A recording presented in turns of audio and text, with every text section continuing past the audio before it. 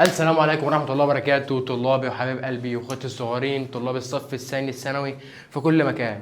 الحمد لله صديقي، امبارح خلصنا كل فيديوهات الشرح عندك في المنهج وشرحنا المنهج كله شرح تفصيلي، وعرفتك يا باشا ازاي تذاكره وايه اهم نقاط الربط عندك في المنهج. النهارده بقى صديقي في الفيديو بتاع النهارده هنبدأ نحل ان شاء الله على الوحدة الثالثة عندك، وبعد كده بإذن الله هينزل لك برضو بكرة فيديو حل على الوحدة الرابعة عشان خاطر نكون حلينا على المنهج كله وشرحنا المنهج كله. وانتظر بقى صديقي ان شاء الله فيديو مراجعة ليلة الامتحان اللي اكون محضر لك فيه مفاجأة ان شاء الله هتعجبك. تعالوا بقى نبدأ نحل، وقبل ما نحل عايزكم في كلمتين مهمين، لان في ناس كتير ما بتعرفش تحل، خاصة مادة التاريخ، وخاصة كونك انت في تانية ثانوي فحضرتك مش مهتم بيها ومش مهتم تعرف اصلا المادة دي بتتذاكر ازاي او بتتحل ازاي، لان كده كده عندك مش عندك السنة الجاية. ولكن طبعا مادة مهمة وناس كتيرة منكم اتلبت فيها الترم الاول وشالت المادة دي. طبعا شلتها الترم الاول، لو ما جبتش فيها مجموع كويس في الترم الثاني هتشيلها وتعيد السنة على مادة سعادتك. فانت ركز معايا واعرف الحل بيتحل ازاي. اي ماده عندك، اي ماده سواء انت كنت في اولى او ثانيه او ثالثه، انت باشا كل اللي محتاجه وانت تحل الاسئله انك تقرا السؤال وتفهم هو عايز ايه، وتبص على الاربع اختيارات عندك، ايه من الاربع اختيارات اللي عندي دوت موافق او شبه الاجابه او شبه الحاجه اللي انا فهمتها من السؤال. حلو الكلام، حلو الكلام. طب تعالوا نبدا باول سؤال. اول سؤال بيقول لك ايه؟ قام احمد بن طولون بالخروج من اطار سلطه الدوله الاسلاميه المركزيه. ايه سلطه الدوله الاسلاميه المركزيه دي؟ بصوا يا جماعه، معنى كلمه سلطه مركزيه يعني مقر الحكم. طب مقر حكم الدوله الاسلاميه ايه؟ والله يا مستر كان في دول كتير، كان في مصر وكان في اقول لك يا غبي، مقر حكم الدوله الاسلاميه بشكل عام يقصد بيها الخلافه، اللي هي مركز الخلافه. طب مركز الخلافه ده اللي هو كان ايه؟ قال له والله كان في كتير، كان عندي مدينه وكان عندي بغداد وكان عندي مش عارفه دمشق في الدوله الامويه. طب انا دلوقتي الراجل بيقول لك احمد بن طولون. احمد بن طولون دوت كان ماسك مصر في عصر الدوله العباسيه. عصر الدوله العباسيه ديت كانت مركزها، او الدوله العباسيه كانت مركز الخلافه بتاعتها كانت بغداد. كده الاجابه معايا. بغداد فين بقى يا باشا؟ بغداد ان شاء الله هتكون في العراق. انا يا باشا السؤال بيتحل كده. فهمته؟ فهمت السؤال عايز مني ايه؟ فهمت الراجل عايز مني ايه في السؤال؟ حللت السؤال؟ قال لي الاجابه بكل بساطه. طب تعالى نكمل. بعد كده بيقول لك حرص الولاه الاتراك في العصر العباسي الثاني على حكم مصر والانفراد بها. هم الولاه في العصر العباسي، الولاه الاتراك اللي بعتهم الخلافه العباسي كانوا عايزين ينفردوا بحكم مصر. ليه؟ قال لك والله حاجات كتير. اولا قوه مصر الاقتصاديه، او مصر غنيه اقتصاديا. ثانيا ان مصر شعبها طيب وده سبب اجتماعي. ثالثا بعد مصر عن مقر الخلافه في بغداد، هي بغداد في العراق، في العراق بعيده جدا عن مصر. حلو. طيب تعال نبص في الحاجات اللي احنا قلناها دي في الاختيارات. قال لك مكانتها الدينيه، لا ما كانتش معانا. قوتها العسكريه برضه ما كانتش معانا. دورها الثقافي ما كانتش معانا. امال ايه؟ قال لك ثرواتها الاقتصاديه، ده سبب من ضمن الاسباب اللي خلى الولاة الاتراك ينفردوا بحكم مصر. طب نكمل. قامت سياسة خلفاء العصر العباسي الثاني في حكم مصر على ايه؟ الخلفاء العباسيين في العصر العباسي الثاني سياستهم كانت قايمة على ايه؟ انا ما اعرفش يا مستر، كانوا بيعملوا حاجات كتير. طب تعالى نقرا الاختيارات ونشوف ايه اللي من الاختيارات ده ينفع صح. هل خلفاء الدولة العباسية كانوا بيبعتوا احد القادة الفرس عشان خاطر يحكموا مصر؟ لا والله ما كانوش بيبعتوا احد القادة الفرس، كانوا بيبعتوا اتراك. طيب ايه تاني؟ قال لك تعيين احد افراد الاسره العباسيه؟ لا برضه ما حصلتش. طب ايه تاني؟ قال لك منح مصر للاستقلال الكامل؟ لا برضه ده كانت تبع للدوله العباسيه. ومن الاجابه ايه يا باشا؟ تغيير الولاه بصفه مستمره. زي ما قلت لك الخلافه العباسي او الخلفاء العباسيين في العصر العباسي الثاني كانوا بيغيروا الولاه في مصر كل شويه. ليه؟ لان هم ضعفاء وفي نفس الوقت مش واثقين في الولاه دي. الولاه اللي ماسكين مصر دول او الدول عامه، اي ولايه غير مصر ممكن ينفردوا بيها، ممكن يبعدوا عني، ممكن. فكان الخليفه بيعين الولي وكل شويه بيغير فيه. طب نكمل. تشابهت الدولة الطولونية مع الدولة الإخشيدية فإن محل النزاع بينها وبين الدولة العباسية. بص يا باشا، أنت عندك خريطة الدولة الطولونية وخريطة الدولة الإخشيدية، هتلاقي الخريطة عندك موجودة وهتلاقي حتة كده باللون الإيه؟ باللون البامبي كده موجودة فوق مكتوب عليها منطقة نزاع بين الدولة العباسية والدولة الطولونية. وفي خريطة الدولة الإخشيدية منطقة نزاع بين الدولة الإخشيدية والدولة العباسية مكتوب عندك في الخريطة. حلو. طب تعال بص ارجع من تعالى كده، ممكن نلاقيها هنا. بص كده معايا ممكن ايه اللي هي كانت هنا كده. هتلاقي عندك في الخريطه بتاعت الدوله الطولونيه والدوله الاخشيديه اهو، هتلاقي عامل لك على الحته دي كده باللون البامبي يقول لك ان دي منطقه نزاع بين الدوله العباسيه والدوله الطولونيه والاخشيديه. طيب الحته دي اللي هي ايه؟ قال لك الحته دي والله اللي هي شمال الشام. طب نكمل. شهدت الدولة الإسلامية عدة معارك واتفاقيات كانت بنودها في صالح المسلمين. طيب يخرج عن ذلك يعني واحد من دهم النصوص بتاعته مش في صالح المسلمين. طب تعالوا نقرا كده، بسم الله الرحمن الرحيم. الاتفاق بين عمرو بن العاص والمقوقس، لا والله ده الاتفاق بينهم كان معناه ان مصر تبقى دولة إسلامية.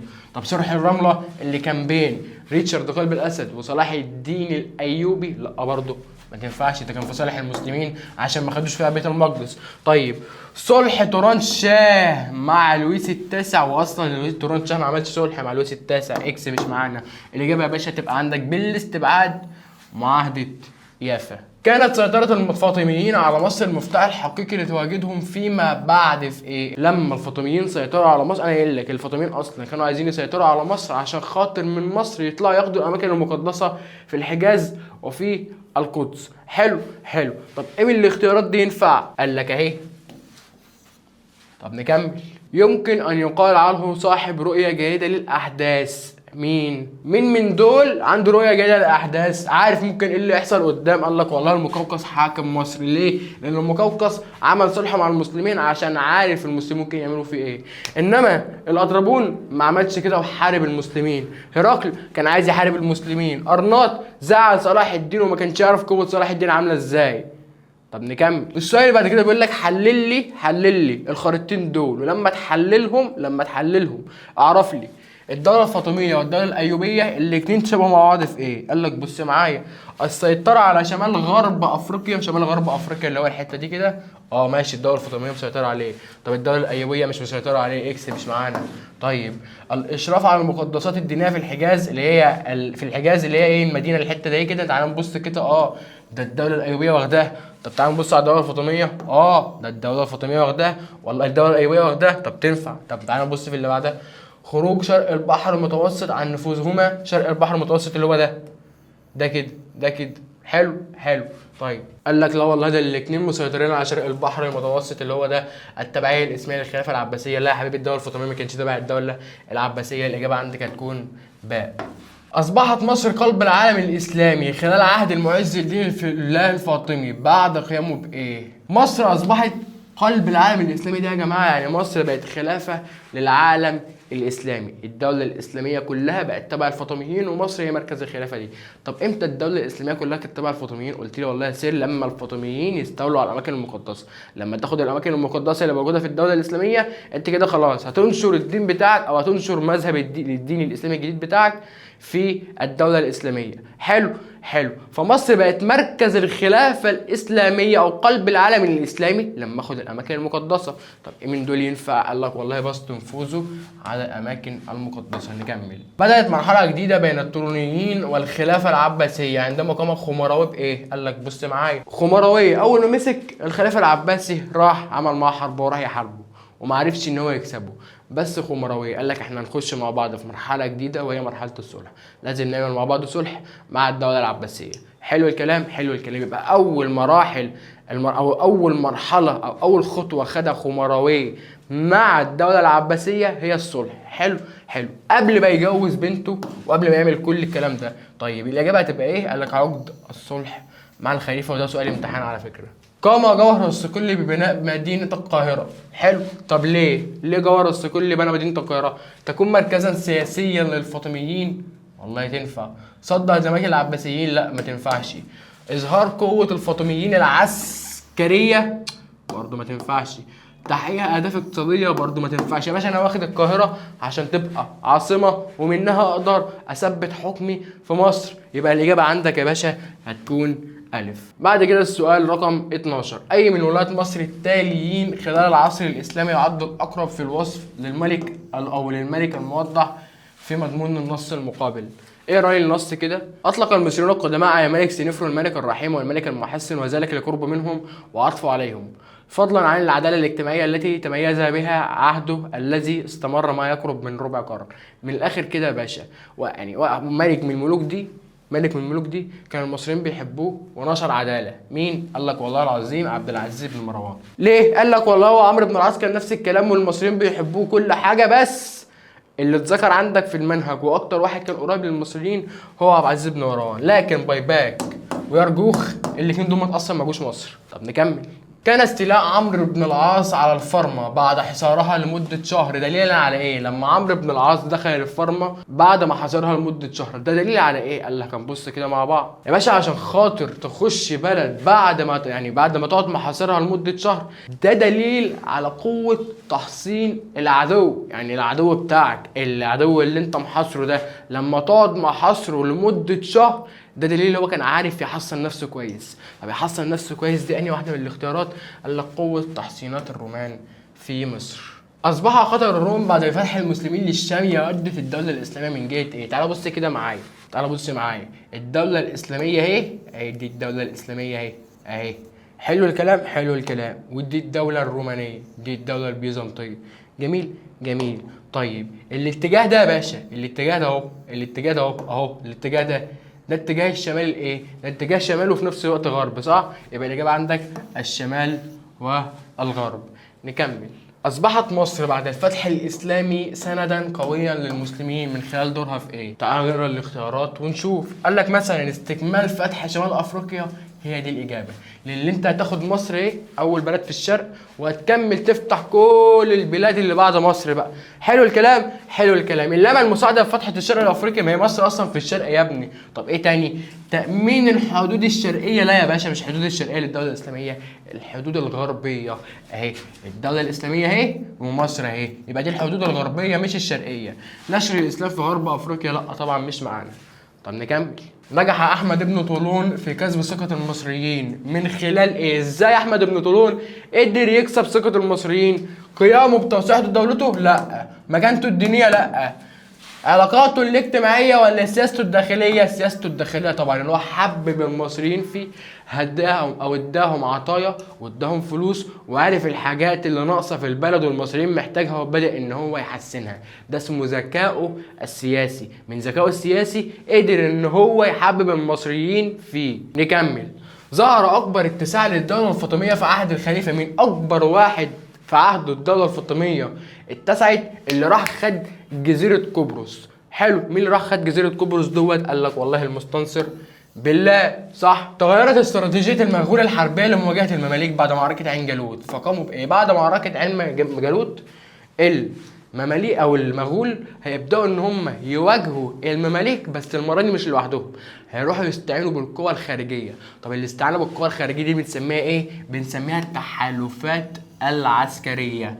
بدليل يا باشا ان اول واحد واجه التحالفات العسكريه من المغول كان اسمه الظاهر بيبرس، صح. يتضح من خلال تحليل معطيات الخريطة المقابلة أن تأسيس الصليبيين لأول إمارة لهم بالشام يرجع في المقام الأول إلى عدة عوامل، ولكن خلي بالك أنا بقول لك إيه؟ يخرج عنها. يعني واحدة من الأربعة ده هم ما كانوش سبب إن الصليبيين يستطيعوا إن هم ياخدوا أول إمارة ليهم في الشام. طبعا أول إمارة للصليبيين في الشام كانت إمارة الرهب. طيب تعال نبص كده. ضعف الخلافة الفاطمية، والله العظيم الخلافة الفاطمية أصلا ملهاش علاقة الخلافة الفاطمية أهي. حلو. وإمارة الرهب مش قريبة منها أصلا، ملهاش دعوة بالموضوع أساسا. ممكن دي تنفع. طب نقرا اللي بعدها. تفكك أركان الدولة السلجوقية، لا ده كان سبب. مش انا قايل لك من اسباب نجاح الحمله الصليبيه الاولى ان الدوله السلاجقه كانت متفككه، وكان في بينهم صراعات بينهم على الحكم. طب دي تنفع مش معانا. طيب ضعف الخلافه العباسيه برضو كانت من سبب من اسباب دخول الصليبيين عندنا في الشام، صح. طيب قوة جيوش الصليبيين برضو كان سبب من الأسباب. يبقى الإجابة يا باشا عندك ضعف الخلافة الفاطمية. إن الخلافة الفاطمية تكون ضعيفة ده مالهاش علاقة إن الدولة أو الصليبيين يستطيعوا ياخدوا أول إمارة لإمارة الرها، لأن إمارة الرها بعيدة أصلا عن الدولة الفاطمية، فدي مش سبب. حلو. نجح الفاطميون في ضم الشام والحجاز نتيجة لإيه؟ قال لك يا باشا بص معايا. الاستفادة من الموقع الاستراتيجي لمصر، والله تنفع. مصر كانوا عايزين يروحوا ياخدوا مصر، عشان من مصر يروحوا ياخدوا الشام والحجاز. طب تعالوا نبص على باقي الاختيارات. الاعتماد على قوتهم الاقتصادية، اكس مش معانا. مكانتهم الدينية والسياسية، ما كانش لسه ليهم مكانة دينية. هم لو كان ليهم اصلا مكانه دينيه ما كانوش هيروحوا ياخدوا الشام والحجاز، ولكن هم كانوا عايزين يروحوا ياخدوا الشام والحجاز ليه؟ علشان خاطر يبقى ليهم مكانه دينيه اصلا، يستولوا على قلب العالم الاسلامي، يستولوا على ممتلكات العالم الاسلامي، اماكن المقدسه والاراضي المقدسه في العالم الاسلامي، عشان الناس كلها تبقى ماشيه على السياسه بتاعتهم وعلى الدين بتاعهم. حلو يا باشا، يبقى الاجابه عندك هتبقى الف. بعد كده عندنا السؤال رقم 69 بيقول لك اختيار الصليبيون جزيره قبرص كملجأ ليهم بعد طردهم من مدينه عكا ليه؟ ليه الصليبيين راحوا قبرص بعد ما انطردوا من مدينه عكا اللي هي اخر مكان صليبي ليهم في الشام؟ قال لك والله عشان عايزين يرجعوا تاني، عايزين حته ما تكونش تبع العرب بس عايزين راحه تكون جنبهم بحيث لو عاوزنا نرجع تاني. عشان كده بيقول لك هم راحوا جزيره قبرص ليه؟ لقربها من بلاد الشام. الاجابه يا باشا عندك الف. صح صح. طب نكمل. استطاعت الشخصيه المشار اليها بالعمله المقابله اثبات دورها الفعال تجاه خطر الصليبيه. مين الشخصيه؟ دينار شجر الدر. يعني شجر الدر، ازاي شجر الدر قدرت ان هي تواجه خطر الصليبيين؟ حاربتهم؟ لا، امال ايه؟ اخفت خبر موت زوجها عن مين؟ عن الجنود. ليه؟ لرفع روحهم المعنويه، او عشان خاطر روحهم المعنويه ما تهبطش. طب ايه من دول ينفع في الاختيارات؟ تعال نبص مع بعض كده. قياده الجند والانتصار على الملك الصليبي لوتس التاسع. هي ما قادتش الجند يا باشا، هي ما دخلتش في الحرب، هي جابت ابن طوران شهر يخش في الحرب. وضع خطه عسكريه محكمه، ما حطتش خطه. الحفاظ على الروح المعنويه للقوى العسكريه وقت الحرب. هي دي الاجابه يا باشا، الاجابه رقم ج. طب نكمل. الحملتين الصليبيتين الخمسه والسبعه تشابهوا في ايه؟ قال لك والله اولا كده انا قايلها لك في الشرح ان الحمله الصليبيه الخمسه والحمله الصليبيه السبعه بسم الله الرحمن الرحيم كده الاثنين شبه بعض، ان الاثنين طالعين من جزيره قبرص وراحوا على مصر. اول حته دخلوها في مصر هي دمياط. حلو حلو. طيب الحمله الصليبيه الخمسه بتتشابه ايه تاني مع الحمله الصليبيه السبعه؟ قال لك والله ان في الخمسه الملك العادل وهو في الطريق رايح يحارب، اللي هو كان ملك مصر، ملك مصر الملك الكامل الملك العادل وهو رايح يحارب الصليبيين مات وهو في الطريق. وفي السبعه نفس الكلام، ملك مصر الملك نجم الدين ايوب وهو رايح يحاكم الصليبيين مات في الطريق. يبقى الاثنين شبه بعض في حاجه ثانيه، في ايه؟ وضع السلطه الحاكمه في مصر، السلطه الحاكمه يعني ملوك مصر في الحملتين دول ماتوا هم رايحين يحاربوا الصليبيين. يبقى دلوقتي احنا قلنا تشابهين، تعالوا نبص على واحد فيهم في الاختيارات. استعادت مملكه بيت المقدس؟ لا مش تبعنا. طيب الاتجاه من قبرص الى مصر؟ طبعا هي دي الاجابه. طبعا كلمه الصداقه بين البيت الايوبي وفريدريك دي يا باشا، دي يا باشا عشان خاطر او دي في الحمله الصليبيه السادسه.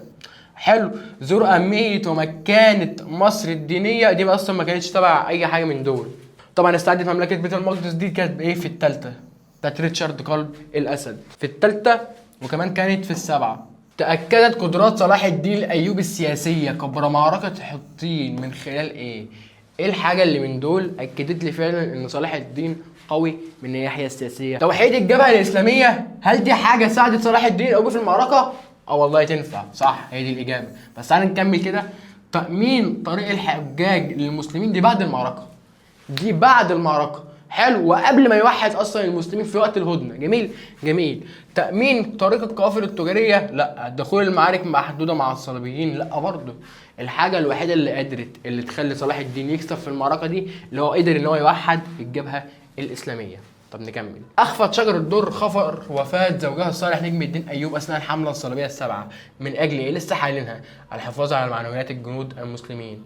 يرجع الفضل في نجاح عماد الدين زنكي في استرداد اولى الامارات الصليبيه. وعماد الدين زنكي رجع انه او قدر ان هو يرجع اولى الامارات الصليبيه اللي هي اماره الرها ازاي؟ قال لك والله العظيم لما وحد الجبهه الاسلاميه. هم اصلا دخلوا عندنا في الحمله الصليبيه الاولى عشان احنا كنا متفرقين، عماد الدين زنكي قال لك احنا عايزين نستفيد من اخطائنا اللي احنا كنا متفرقين، فتعالى نتوحد. وحدهم يا باشا وقدر ان هو يروح ياخد اول اماره صليبيه. يبقى الاجابه يا باشا توحيده للقوى الاسلاميه، وده بيتشابه مع صلاح الدين.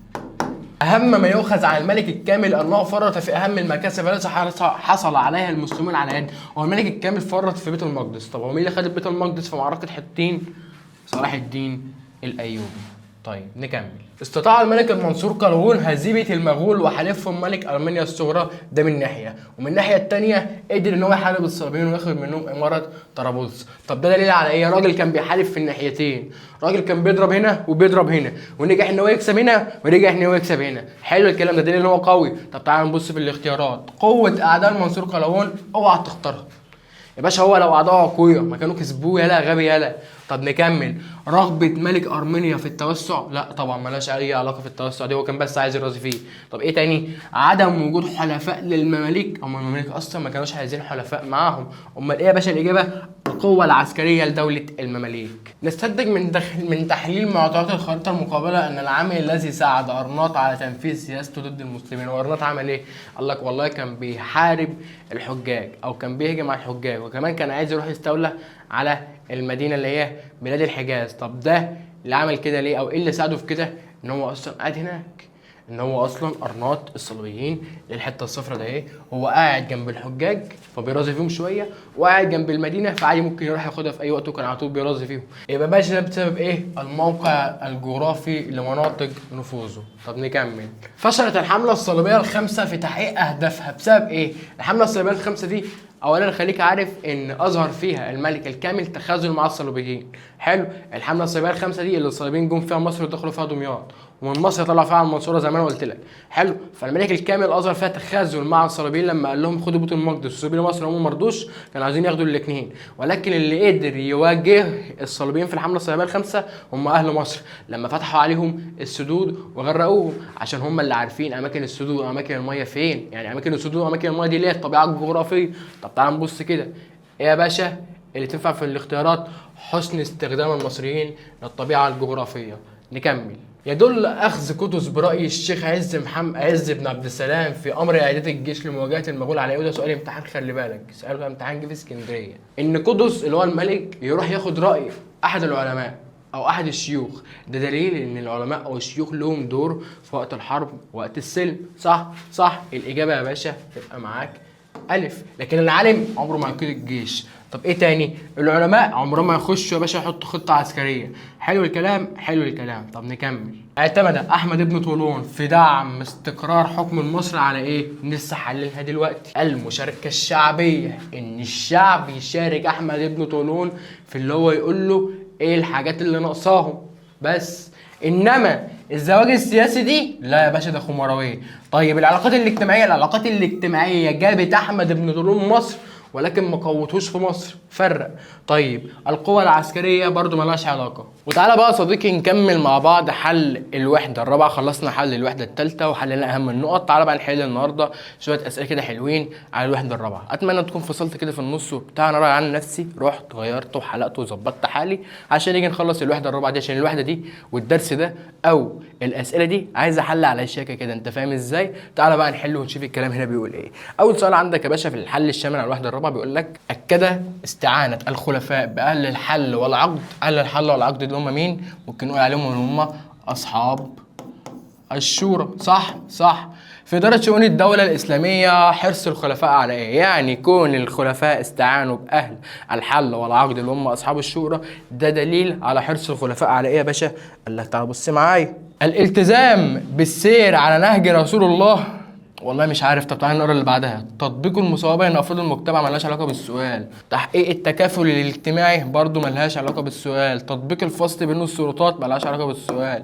الإجابة يا باشا الالتزام بالسير على نهج رسول الله. رسول الله سيدنا محمد عليه الصلاة والسلام هو اللي كان بيأخذ بمبدأ الشورى دوت. هو عشان خاطر يعمل حاجة أو عشان خاطر يقرر قرار كان عايز يعمله، كان لازم يعمل أو كان لازم يستعين بشوية أو ببعض الصحابة ياخد رأيهم دي اللي هو مبدأ الشورى. وده اللي ايه اللي الخلفاء جم بعد الرسول عليه الصلاة والسلام بدأوا ان هم يعملوه. ولكن الرسول ما وصاش بكده. الرسول ما وصاش اللي انتوا اي قرار تاخدوه تعملوه بمبدأ الشورى، ولكن احنا قلدناه بس. حلو حلو. طب تعالى نكمل. حرص الخلفاء المسلمين على تقدير العلماء والاهتمام بهم، ده دليل على ايه؟ او اهتموا بيهم اهتمام ايه؟ قال لك والله العظيم احنا كنا بنهتم بالعلماء كخلفاء. احنا كخلفاء لما جينا نهتم بالعلماء كنا بنهتم بيهم من نواحي كتير، زي مثلا كنا بنديهم هدايا وعطايا وفلوس ومنح. كل دي ممكن نقول عليها ايه؟ بنقول عليها اهتمام الجانب الاقتصادي. جميل. طيب ايه تاني كنا بنعمله؟ قال لك والله كنا بنوفر لهم مسكن ومكان يباتوا فيه، وكمان كان ليهم مكانه اجتماعيه. حلو، يبقى ده جانب اجتماعي. تبص في الاختيارات هتلاقي الاقتصادي والاجتماعي. جميل جميل. طب ايه تاني؟ قال لك ارتبط اهتمام المسلمين بالزراعه واقامه الكثير من المشروعات الزراعيه على ايه؟ تعالى نقرا الاختيارات ونبص. اتساع رقعه الدوله الاسلاميه تنفع، بس نقرا اللي بعدها.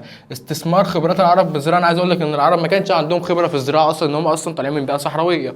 انشاء بيت المال، بيت المال مالوش اصلا دعوه بالحياه الاقتصاديه، زراعه وصناعه وتجاره. بيت المال معمول عشان ينظم لك الموارد ويحسن استخدام الموارد، الفلوس اللي داخله في ايه واللي طالعه في ايه.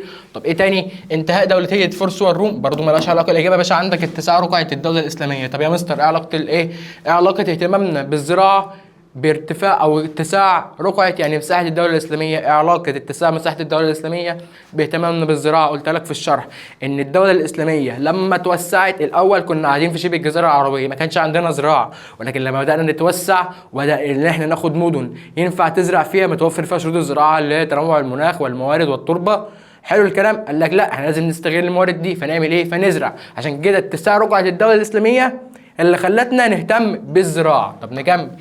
ارتبط ظهور المدارس في الدولة الإسلامية بعدة عوامل، منها التأثر بإيه؟ تعالى نقرا. وصول العنصر الفارسي لسلطة الحكم، ملهاش علاقة. اهتمام الخلفاء الأمويين بالعلم، ممكن تنفع. ازدهار حركة الترجمة ولا استقرار الدولة الإسلامية؟ طبعا الأصح في دول ازدهار حركة الترجمة، لأن حركة الترجمة زي ما قلت لك بتترجم كتب الأجانب للغة العربية فبتستفيد منها علوم، فلما خدت العلوم الجديدة دي محتاج حضرتك مكان تعلم فيه الناس العلوم دي اللي هو كان اسمه المدارس. ده سبب ظهور المدارس. اللغة العربية أرقى لغات العالم.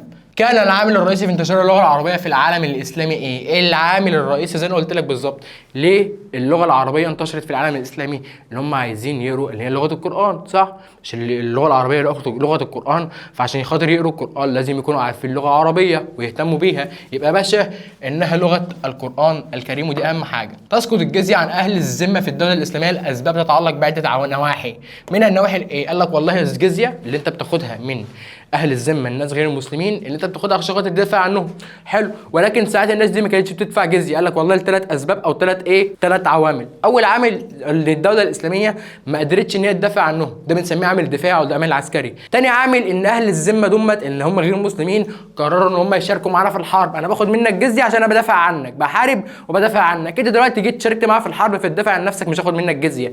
ثالث عامل يا باشا بنسميه ان هم دخلوا في الاسلام، وده بنقول عليه العامل الديني. طب ايه من الثلاث عوامل دول موجود عندي في الاختيارات؟ قال لك والله العوامل الدينيه. طب نكمل. اهتمت الدوله الاسلاميه خلال عصر الخلفاء الراشدين بالصناعات العسكريه. بتعمل صناعات عسكريه ليه؟ عشان والله عندك حروب بتحارب، صح، تهتم بالصناعات العسكريه اللي هي الاسلحه والى غيره. طب ايه تاني؟ او الاجابه هتكون ايه؟ قال لك والله لاستمرار حركه الفتوحات. طب نكمل. اي الصناعات الاتيه ارتبطت بالسياسه الخارجيه للدوله الاسلاميه؟ السياسه الخارجيه للدوله هي سياسه الدوله الخارجيه او السياسه الخارجيه للدوله الاسلاميه كانت ايه؟ كانت الحرب، صح؟ هو اقصد هنا بيها الحرب او الحروب اللي كانت بتخش فيها الدوله الاسلاميه. طب ايه من دول استخدموا في الحروب يا باشا؟ قال لك الاسلحه والسفن اللي هو الاسطول. طب نكمل. نستنتج من خلال الاستعانه بمحتوى الشكل المقابل اكثر الطبقات التي نالت اهتمام الخليفه عمر بن عبد العزيز. هو الخليفه عمر بن عبد العزيز اهتم بمين؟ قال لك والله بدا اللي هو يهتم بالطبقه الدنيا. ليه؟ قال لك مش هو اصلا منع بيع الاراضي الخارجيه عشان خاطر الناس او الفقراء اللي تحت في الطبقه الدنيا دوت يقدر هو يديهم حقهم ويحقق العداله؟ قال لك والله تبقى الطبقه العامه او الطبقه الدنيا. طيب على فكره ما ينفعش تبقى الطبقه الدنيا، لما يعمل كلمه دنيا دي يعني اقل طبقه. حلو، طبعا ما كانش في طبقه قليله في المجتمع الاسلامي، عشان كده هم سموها الطبقه العامه اللي فيها كل الناس. طب نكمل. ساهم حفر خليج امير المؤمنين. خليج امير المؤمنين اللي هو شبه قناه السويس. احنا ممكن نكون بنستخدم قناه السويس في ايه؟ قال لك في التجاره. كذلك خليج امير المؤمنين هو اصلا اللي ادى لازدهار التجاره في الفسطاط، المدينه اللي كان معمول عندها. حلو، فدلوقتي الخليج دوت انا بستخدمه في التجاره. طيب ايه من دول بيقول لك ادى او ساهم حفر خليج امير المؤمنين بمصر زياده احد ايرادات بيت المال والتي تندرج تحت اطار ايه؟ ايرادات بيت المال هنا يعني حاجه انا كنت باخدها من الناس اللي بتعدي في خليج امير المؤمنين، واحنا قلنا دي تجاره اهو، تجاره. ايه من دول بقى مرتبط بالتجاره؟ قال لك والله المكوس. حلو. احدث الفئات التي ظهرت كاحد عناصر الطبقه العليا. ده طبعا السؤال ده غلط مش معانا، انا بكمل اللي بعده. اصبح الانفاق على الاسطول الحربي جزءا من مصروفات بيت المال. مين اللي عمل اسطول حربي عندنا؟ مين اللي اهتم بالجيش او الحياه البحريه؟ عثمان بن عفان. يبقى الاجابه عثمان بن عفان رضي الله عنه. يستدل ان الرسول عليه الصلاه والسلام اول من وضع اسس النظام المالي والاداري بالدوله الاسلاميه من خلال ايه؟ ايه من دول بيديني دليل فعلا ان الرسول عليه الصلاه والسلام هو اول واحد حط لي اسس اداره الموارد او النظام المالي والاداري ببيت المال. تعال نقرا. الاستعانه بابي بكر وعمر كوزيرين، وزير اصلا وزير دي عباسي مش ايام الرسول، يبقى دي اكس مش معانا. تنظيم جمع الصداقات وامامه المسلمين في القبائل والمدن كانت معانا تنفع. انشاء ديوان، ديوان دي معموله اصلا في عهد سيدنا عمر ابن الخطاب، هو اللي عمل الدواوين صح، يبقى دي مش معانا اكس.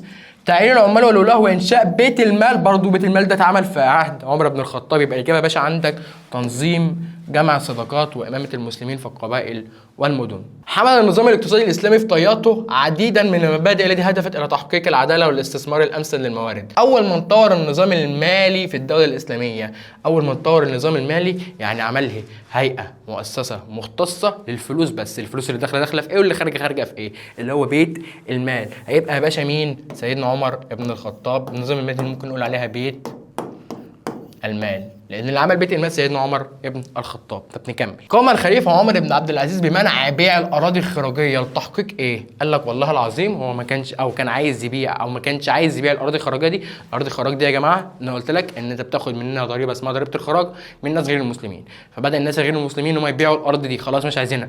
حلو. فلما كانت بتتباع فبالتالي انت مش تاخد منها كدوله خراج. يعني انا دلوقتي وليكن عندي ارضين خراج، حلو الكلام، انا كدوله او كخليفه عندي ارضين خراج، باخد من الواحده من او كل واحده من دول باخد منها 50 جنيه، فبقى معايا 50 من هنا و50 من هنا، فبقى معايا 100 جنيه. 100 جنيه بيتصرفوا على المسلمين. حلو حلو. في واحده منهم اتباعت فبقيت باخد 50 بس، 50 بس بقى بيتصرفوا على المسلمين، فكده الموارد او الفلوس اللي بقت بتتصرف على المسلمين دي بدات تقل ولا لا؟ قال لك بدات تقل. فهو قال لك احنا مش هنبيع ارض الخراج دي بحيث ان الموارد بتاعنا تفضل ثابته ونحافظ على الموارد دي عشان ندي لكل الناس حقها. طب تعالى نقرا. قال لك والله دلوقتي لو هو لما منع بيع الارض الخراجيه ده عمل ايه؟ التوازن بين مصلحه الفرد ومصلحه المجتمع. لا ما تنفعش، انا كده مش بعمل لا علاقه بالمجتمع ولا مصلحه الفرد. حلو حلو. انا بعمل حاجه اسمها استثمار امثل لموارد. ليه؟ الموارد بقى عندي بدل ما خليها تقل لا انا خليتها تزيد، فانا كده بستثمر استثمار امثل للموارد. طب تعالى نكمل. جعل عمر بن الخطاب امين بيت المال مستقلا في عمله عن الوالي. امين بيت المال بيعمل حاجه والوالي بيعمل حاجه ثانيه، ده قلنا عليه اسمه فصل بين السلطات. طب الدوله الاسلاميه عمر بن الخطاب قلت لك احنا اول ناس نعمل النظام ده، اول ناس نخترع حته الفصل بين السلطات، ان كل واحد يكون له شغلانته. حلو. طب نخترع ونكتشف دي انهي واحده من دول؟ قال لك الابتكار. اختلف وضع بيت المال خلال عصر الخلفاء الراشدين عن عصر الدوله الامويه في ايه؟ وضع بيت المال في عصر الخلفاء الراشدين اختلف عن عصر الدوله الامويه في ايه يا باشا؟ تعالى نقرا. حجم الايرادات والمصروفات للدوله والله ممكن تنفع. طب تعالى نقرا اللي بعده. تطبيق مبدأ الفصل بين السلطات ملهاش علاقه، كده كان في فصل بين السلطات لان ده كان في امين بيت مال وده كان في امين بيت مال. السعي لتحقيق العداله الاجتماعيه، كده كان ده عايز يحقق عداله اجتماعيه وده عايز يحقق عداله اجتماعيه. طيب الاستثمار الامثل لكل الموارد الاقتصاديه، ده كان عايز يستثمر كل الموارد الاقتصاديه بشكل حلو، ونفس الكلام في عصر الدوله الامويه. طب الاجابه عندك هتبقى ايه؟ قال لك والله تبقى حجم الايرادات والمصروفات، لان حجم الايرادات والمصروفات في عصر الخلفاء الراشدين هتختلف عن حجم الايرادات والمصروفات في عصر الدوله الامويه. ليه؟ انا في عصر الدوله او عصر الخلفاء الراشدين كان معايا 5 دول. حلو. في كل الدول دي انا باخد منها فلوس وبصرف عليها فلوس. حلو الكلام.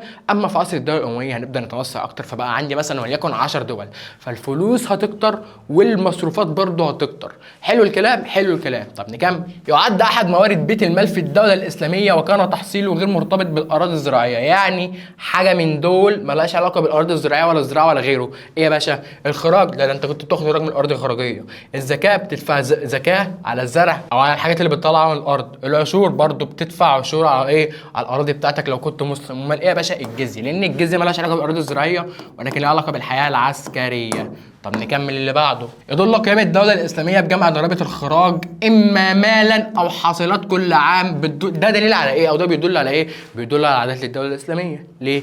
ان انا ممكن دلوقتي واحد مثلا فلاح زرعت كتير بس معيش فلوس، الضرايب المفروض تتاخد فلوس صح؟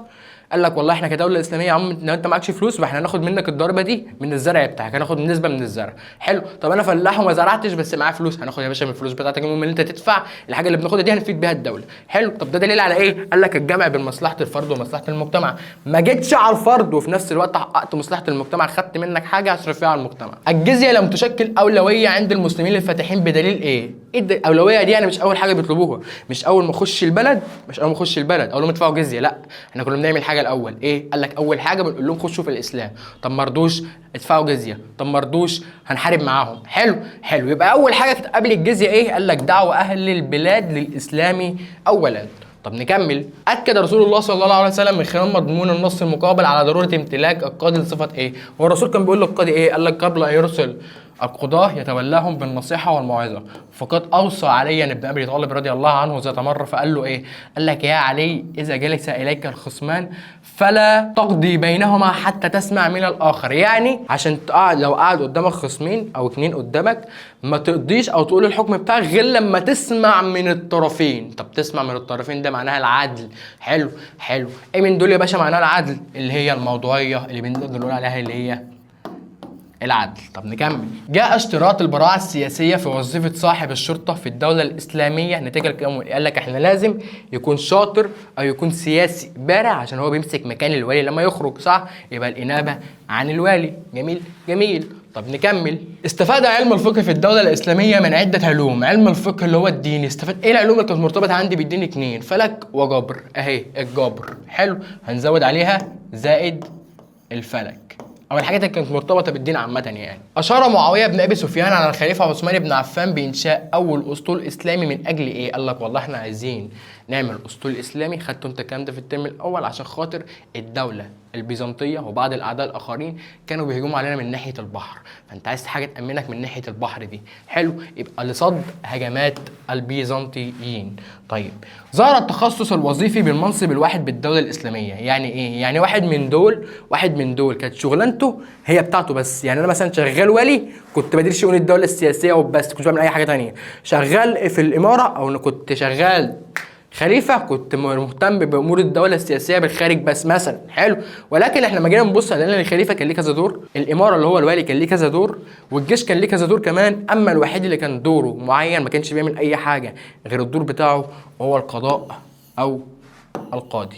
طب نكمل. ضربت الحضاره الاسلاميه اروع الامثله في رفض التعصب والعنصريه من خلال ايه؟ قال لك والله من خلال عالميه الدعوه الاسلاميه. ليه؟ لان الدعوه الاسلاميه كانت بتقول لك احنا دوله عالميه او احنا حضاره عالميه. ازاي؟ قال لك والله احنا مش عايزين نطلع عندنا الاسلام يظهر عندنا وما ننظروش لحد، لا والله العظيم الاسلام ده بتاعنا احنا بس، الحاجات دي بتاعتنا احنا بس، مش عايزين نعلمها لحد، مش عايزين نعلمها لحد دي، ده معناه التعصب. قال لك احنا مش عايزين نبقى متعصبين، اللي احنا اتعلمناه واللي احنا عرفناه نطلع نعرفه للعالم كله، دي معناها كلمه العالميه. حلو حلو. اما ناحيه شموليه الحضاره الاسلاميه اللي هي تكون مهتمه بجميع الجوانب الدينيه والاقتصاديه والسياسيه والاجتماعيه، دي بنسميها الشموليه. جمعها بين الجانب المادي والروحي، لا هنا اسمها وسطيه. حلو، انا قلت لك ان طبعا دي كلها مميزات الحضاره الاسلاميه او خصائص الحضاره الاسلاميه، احنا عارفين ان هم كتير. العالميه دي ان الحضاره الاسلاميه ما كانتش منتشره في بلد ولا اتنين، ده كانت منتشره في العالم كله. كلمه شموليه ان الدوله الاسلاميه ديت او ان الحضاره الاسلاميه تكون ممتازه بالشموليه او بتمتاز بالشموليه، معناها ان الدوله الاسلاميه كانت شامله جميع المجالات او كانت متقدمه في جميع المجالات زي ما قلت لك، دين، اقتصادي، سياسي، غيره. حلو حلو. وسطيه زي ما قلت لك يا باشا ان الحضاره الاسلاميه كانت بتجمع بين امور الدين وامور الدنيا، الجانب المادي والجانب الروحي. حلو، انك مثلا تكون مهتم بالدين بتاعك وفي نفس الوقت تعرف الدنيا عايزه منك ايه او تدير او شاطر في المجال الدنيوي وشاطر في المجال الديني. حلو، تكون مهتم بالدين ومهتم بالدنيا، دي كنا بنسميها الوسطيه. مواجهتها للمشكلات بطريقه علميه، دي من مميزات او من خصائص الحضاره الاسلاميه اللي هي اسمها الواقعيه. صح، كلمة واقعية ان الدولة الاسلامية او الدين الاسلامي ما كانش مجرد دين او كان مجرد كلام مكتوب في الكتب بس، لا ده كلام موجود في الكتب وباخد الكلام دوت ابدا احل فيه مشكلات على ارض الواقع، دي كنا بنسميها الواقعية. طب نكمل. ظهرت بعض المناصب السياسية في الدولة الاسلامية كنتاج للتفاعل الحضاري مع غيرها من الحضارات، مثل ايه؟ واحدة من دول احنا اتعلمناها من ايه؟ كلمة تفاعل حضاري دي يعني احنا اتعلمناها من حد. طب ايه من دول اتعلمناها من حد؟ قال لك والله الوزارة. ليه؟ خدناها من الفرس في عهد الدولة العباسية. طب نكمل. تعتبر الوزارة والدواوين من أهم عناصر الحكم في الدولة الإسلامية، وقد تشابه في أنهما الوزارة والدواوين الاتنين شبه بعض في حاجة إيه؟ قال لك من نتاج الحضارة الإسلامية. قال لك لا والله ده الوزارة دي إحنا واخدينها من حد، واخدينها من الفرس لسه قايلينها فوق. طيب ظهر في بداية الدولة الإسلامية كمعنى؟ لا برضه. طب إيه تاني؟ ظهر في عهد الدولة الأموية؟ لا يا باشا ده الوزارة دي ظهر في عهد الدولة العباسية. طيب إيه تاني؟ ظهر نتيجة اتساع الدولة الإسلامية؟ هي دي الإجابة. لان دلوقتي لما الدوله الاسلاميه اتسعت زي ما قلت لك، الدوله الاسلاميه تتسع فانت محتاج حد يا باشا يديرها، محتاج هيئات مخصصه كل واحد يعمل شغله زي الوزاره وزي الدواوين وزي منصب كمان الوالي. طب تعالى نكمل. يظهر التشابه بين الدوله الامويه والدوله العباسيه في ايه؟ ايه الحاجه اللي الدوله الامويه شبه الدوله العباسيه فيها؟ الاهتمام بعلم الفلسفه، ولا الاهتمام بالعلوم التجريبيه والدينيه، ولا بناء المدارس المتخصصه، ولا تعيين العلماء العرب في مناصب سياسيه؟ بسم الله الرحمن الرحيم كده يا باشا، الاجابه هتكون الاهتمام بالعلوم التجريبيه والدينيه. ليه؟ لان في عصر الدوله الامويه بدا الاهتمام بالعلوم الدوله او بالعلوم التجريبيه والدينيه، في عصر الدوله العباسيه طوروها. حلو. طب نكمل. من العلوم التي ارتبط ظهورها عند المسلمين بالانفتاح على الحضارات الاخرى، يعني علوم او علم احنا واخدينه من الناس اللي قبلنا او من ناس تانية بسبب حركه الترجمه. والعلم دوت يا باشا انا قلت لك عليه هو علم الفلسفه، انما التاريخ كان مرتبط بالحديث كان بتاعنا، الاجتماع احنا اللي عاملينه ابن خلدون، الجغرافيا برضو احنا اللي عاملينه. طب ايه تاني؟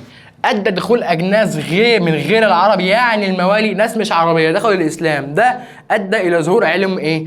ادى الى ظهور علمي ايه؟ قال لك والله انت عارفهم، علم القراءات وعلم النحو، اللي كانوا يا باشا هدفهم ان هم يعلموا الناس اصول اللغه العربيه. القراءات ده ازاي تقرا قران، والنحو ده ازاي تتكلم عربي. طب نكمل.